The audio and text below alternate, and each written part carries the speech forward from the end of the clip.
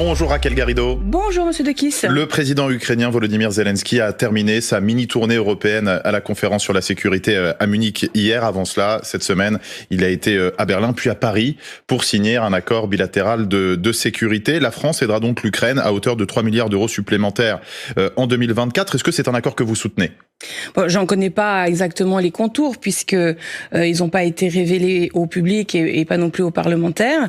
Si je fais référence à mutatis mutandis à la façon dont ont été calculées les valeurs des aides pour les années 2023-2022, j'ai de bonnes raisons de penser que l'enveloppe c'est essentiellement en fait la valorisation du matériel militaire qui est déjà envoyé, la valorisation de la formation également, et je sais, alors ça pour le coup, parce qu'on l'a pas voté à cause du 49.3, mais c'est quand même passé sous les yeux des députés, il y a, on va dire, du cash frais dans le cadre de la... Et de l'aide humanitaire aussi un petit peu. Oui, la facilité européenne pour la paix, de l'ordre de 145 millions d'euros, je suis allé vérifier combien il y avait. Alors, vous avez dit au détour de votre première réponse que justement les parlementaires n'ont pas été consultés. Cet accord a été signé sans vous consulter. Vous auriez préféré que ça le soit? Vous demandez à ce que ça le soit à l'avenir, que vous puissiez valider? D'une manière générale, il me semble que ce serait de meilleure politique que la doctrine militaire globalement, voilà, tout ça, ce soit quelque chose de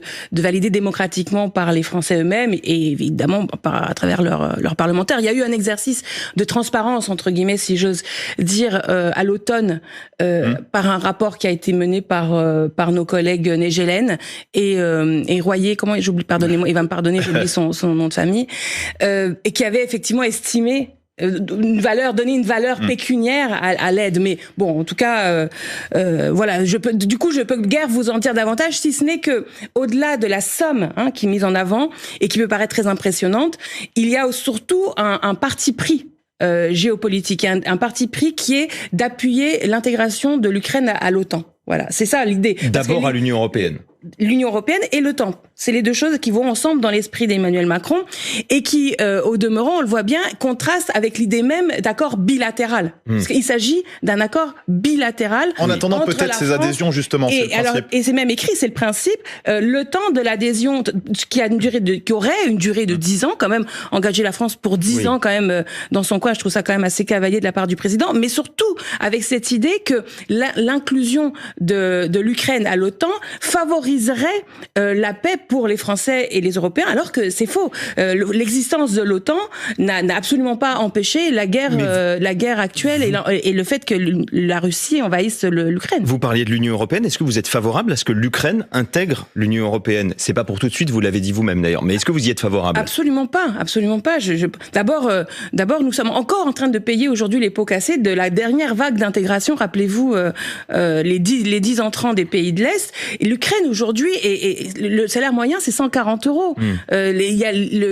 L'importation de poulet ukrainien a été multipliée par 4 dans la période récente en France. C'est la fin de l'agriculture française. Enfin, on ne peut pas aborder ces sujets-là de façon légère et encore une fois, de façon unilatérale. Ce sont les Français eux-mêmes qui doivent décider si oui et dans quelles conditions ils adhèrent à des traités internationaux, même européens. On comprend pas bien comment vous, chez les Insoumis, vous feriez en sorte que l'Ukraine sorte de cette guerre, parce que sur les livraisons d'armes, sur l'aide, vous nous aviez pas dit que vous étiez totalement contre, mais vous êtes contre une adhésion à l'OTAN, à l'Union européenne. C'est quoi votre solution?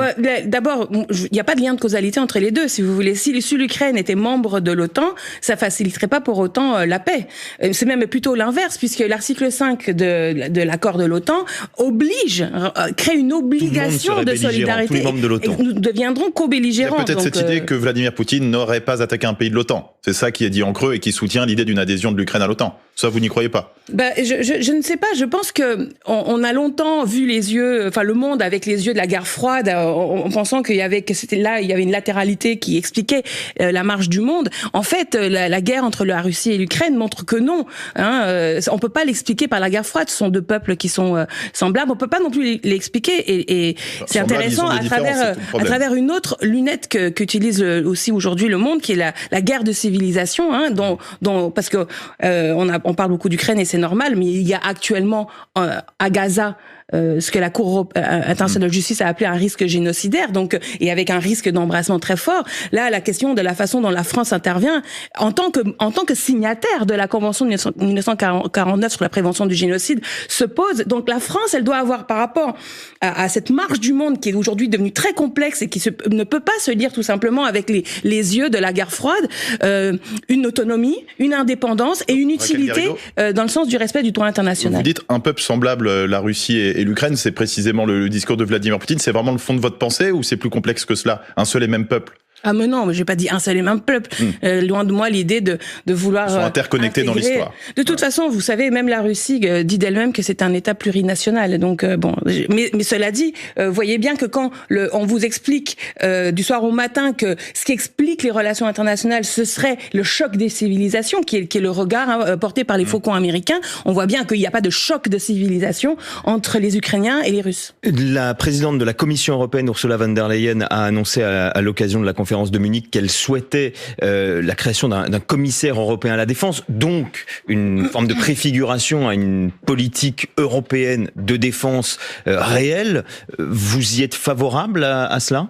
Non, encore une fois, je pense que passer la politique de défense à cette échelle-là ne répond pas à l'enjeu qui existe pour nous les Français, qui est de reprendre en main, en quelque sorte, la maîtrise démocratique de nos engagements internationaux. C'est en même temps être sous l'influence et plutôt sous la responsabilité quelque part des États-Unis au risque qu'ils se désengagent, et avec d'un autre côté aussi le risque Vladimir Poutine dans un certain nombre de pays. Alors, en ce qui concerne la mainmise des États-Unis sur l'OTAN, là, je ne sais pas si c'est à ça que vous faites référence, mais c'est tout à fait vrai. C'est une des raisons des États-Unis pour notre défense. Oui, c'est ça l'OTAN. C'est une des raisons pour lesquelles, historiquement, la France insoumise pense que la France ne doit pas être, je veux dire, au cœur de l'OTAN et faire passer toute sa politique de défense à travers l'OTAN, qui, au demeurant, commence à battre de l'aile un peu quand même. Je veux dire, la situation aux États-Unis, la Suède qui l'intègre, donc l'OTAN reste justement vu comme un principe de sécurité pour beaucoup de pays. L'OTAN égale États-Unis, en termes d'engagement militaire, de financement, etc. Et la situation aux États-Unis ne permet pas. Enfin, c'est pas raisonnable de penser que les États-Unis vont continuer ad vitam aeternam à être le rein solide de l'OTAN. Donc de toute façon, on ne peut pas échapper. Et juste, on peut pas échapper. Je termine ma phrase au fait d'avoir nous-mêmes les Français une doctrine de défense. Mais je voudrais dire quand même par rapport à la guerre, entre la Russie et l'Ukraine. J'ai lu un article de Blast qui dit que des entreprises françaises qui vendent des composants, qui sont à double usage, qu'on appelle à double usage, c'est-à-dire usage civil et militaire, on vend des outils qui se retrouvent dans les drones russes. C'est-dire que là, quand même, il y a une chose qui est d'aider les Ukrainiens. Ce serait quand même bien qu'on fasse en sorte que, sous couvert des démarches qui sont plus, des process qui sont plus simples pour vendre les composantes civiles, on se retrouve pas par des circuits comme ça. Vous demandez quoi, une enquête parlementaire, par exemple, ou par exemple, ça pourrait être bien, mais Surtout que l'État, que M. Macron, il signe comme ça, il dit un accord de sécurité avec M. Zelensky. Faites attention, il y a des entreprises françaises aujourd'hui dont les composantes se retrouvent dans les drones russes. On doit encore parler de beaucoup de choses, Raquel Garrido. On va le faire juste après le fil info à 8h41, Sophie Echen. Alors que les perspectives de trêve entre Israël et le Hamas s'éloignent, le Premier ministre israélien est déterminé à entrer dans Rafah, ville du sud de la bande de Gaza où sont actuellement massés près d'1,5 million de Palestiniens. Selon Benjamin Netanyahou, renoncer à cette offensive revient à perdre la guerre. En Ukraine, une frappe russe a fait au moins 2 morts hier sur la ville de Kramatorsk à l'est. Un peu plus tôt, l'armée de Moscou revendiquait le contrôle total d'Avdiivka dans la même région. En France, dans le Tarn, les opposants à l'autoroute A69 craignent d'être expulsés. Hier soir, une centaine de gendarmes encerclaient les arbres sur lesquels campent toujours une vingtaine de militants. La préfecture interdit toute manifestation ou attroupement prévu dans le secteur aujourd'hui. Le football est la 22e journée de Ligue 1. Le Paris Saint-Germain a battu Nantes hier soir à la Beaujoire 2-0, dont un but marqué par Kylian Mbappé, remplaçant, entré à l'heure de jeu.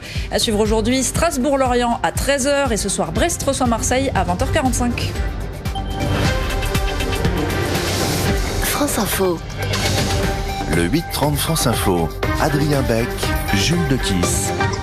Et Raquel Garrido, députée La France Insoumise de Seine-Saint-Denis, l'ensemble de la classe politique française a condamné la mort d'Alexeï Navalny vendredi, cet opposant à Vladimir Poutine. Vladimir Poutine pointé du doigt par une partie de la communauté internationale. Est-ce que pour vous, c'est lui le responsable ? Bien évidemment. Le régime poutinien ne tolère pas l'opposition et avait peur d'Alexeï Navalny, et c'est pour ça qu'il est en prison. C'est pour ça qu'il est en prison dans les pires conditions, avec le cachot utilisé et surutilisé. Et je voudrais juste quand même commencer par dire que j'adresse évidemment mes condoléances au peuple russe, qui est aujourd'hui victime de ces politiques de répression. Si je vous pose la question, Raquel Garrido, c'est parce qu'on a pu avoir un doute par le passé. Jean-Luc Mélenchon, au moment de l'assassinat de Boris Nemtsov, un autre opposant à Vladimir Poutine en 2015, avait estimé que c'était de la propagande anti-russe que d'accuser Vladimir Poutine et que Vladimir Poutine se trouvait traîné dans la boue. Il y a eu de la naïveté il y a quelques années. Je n'ai pas le souvenir de ces expressions qui dateraient, ce sont les expressions de Jean-Luc Mélenchon. Mais il n'en demeure pas moins que la France Insoumise, non seulement critique le régime oligarchique russe, mais même aide les opposants. Je rappelle que récemment, par l'entremise de la France Insoumise, des opposants russes ont pu trouver asile en France, parce que c'est une demande directe qui a été faite par les Insoumis au président Macron. Et il y a des interventions d'opposants russes dans les meetings de Mélenchon en 2022. Là-dessus, je crois pas qu'il faille faire de fausses politiques. Il n'y a pas eu de naïveté de la part de Jean-Luc Mélenchon ces dernières années. Et d'ailleurs, sur Vladimir Poutine. Non mais attendez, vous confondez deux choses. Vous confondez, à mon avis, si je peux me permettre, vous confondez la façon dont la France se positionne par rapport à la nation russe en géopolitique et avec la caractérisation qu'on peut faire, nous les Français, d'un système par rapport à l'intensité démocratique. Bon. Oui. Vous convenez que la France entretient des relations internationales avec un tas de pays qui sont pas démocratiques, l'Arabie Saoudite et autres. C'est pas tout à fait pareil. Vous ne me questionnez pas pour savoir si Macron a une naïveté par rapport au chef de l'Arabie Saoudite. Ce n'est pas tout à fait pareil d'entretenir des relations et quelquefois d'avoir des mots de soutien. Entretenir des relations, c'est pire. Vendre des armes à l'Arabie Saoudite, c'est pire que ce que vous me dites là. Bon, donc en fait, pourquoi ? Parce qu'intellectuellement, il ne faut pas confondre les deux choses. La France peut être amenée, dans le cadre des relations internationales, à avoir des relations internationales, une activité diplomatique, des rapports de force internationaux avec des nations qui ne sont pas démocratiques.